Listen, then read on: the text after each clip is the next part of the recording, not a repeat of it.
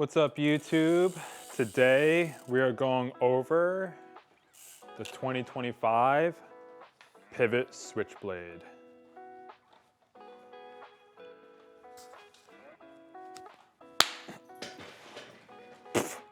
We can still keep this going. Just give me a couple seconds.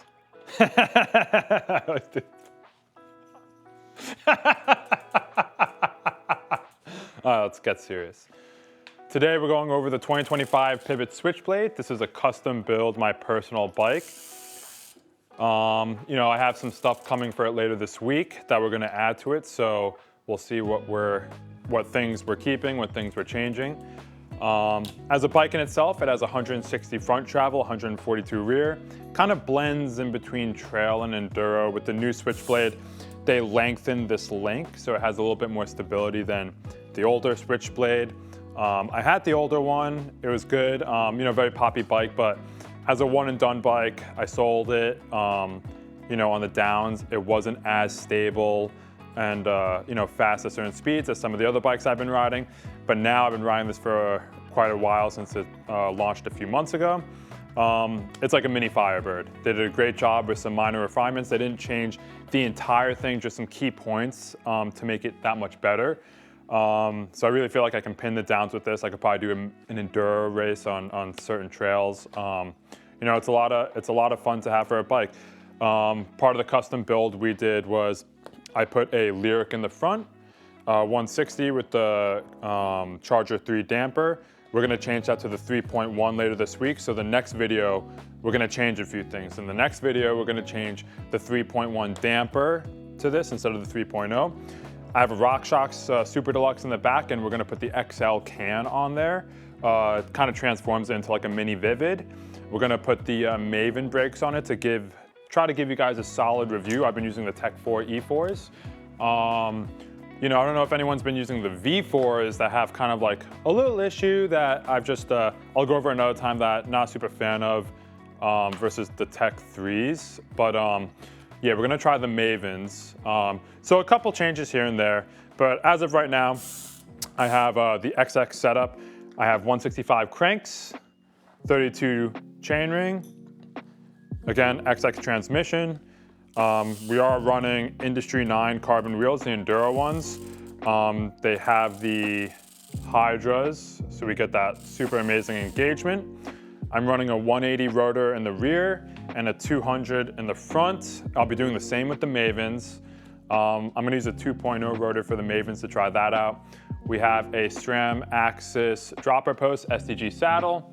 Cockpit, we have the one-up bars, 35 mil, the carbon ones. 50 mil stem, we have the one-up EDC tool, and we have the pod shifter over here. Regular, I'm probably gonna switch this to the pod shifter. I've been loving the pod shifter. And we have these Ergon, trail grips, the GA3s. The little ring kind of helped alleviate some of the pain that I've had. So again, this is just like a brief little walkthrough of the current setup. There's gonna be a more in-depth video after this later on in a few days. So we're gonna go over like the upgrades for that, and then the long-term goal will be how it rides with those, well, I shouldn't say upgrades, I should say addition, because the bike's pretty stacked the way it is. We are running Cush Court in the back, and I think, what is this, Minion in the front? Yeah, Minion DHF 2.5 in the front, DHR2 in the back, I believe it's a 2.4. We're running Hope pedals, so they're trail pedals. So that's something I'm probably gonna switch back to the Crank Brothers. Haven't had crazy issue with these, but again, if you're used to the Crank Brothers, tried and true, a little hard to venture off from those. But again, pretty sweet bike. It's pretty dialed. Haven't had any issues. Another bike that we're gonna compare to this is I'm gonna be building up a Stump Jumper 15, the S-Works. So kind of gonna be able to go hand in hand. I'm 5'10"-ish, pretty much 5'10". I ride a medium, and he's such a good boy. His name's Kona. Oh, wait, where's this? What? Oh, Crumbles. He's a great trail dog. You'll see some ride clips with him. He's awesome. But yeah, I'm 5'10", ride a medium for this. For Specialized, you know, kind of fall in between sizes between S3 and S4. I'm going with the S3, you're gonna see how that compares. Again, Specialized sizing, a little bit different with the S sizing, but you know, if they had a 3.5, an S 3.5, that would be more ideal, but you know, with the S3, I think it should be fine. Again, going for a little different ride.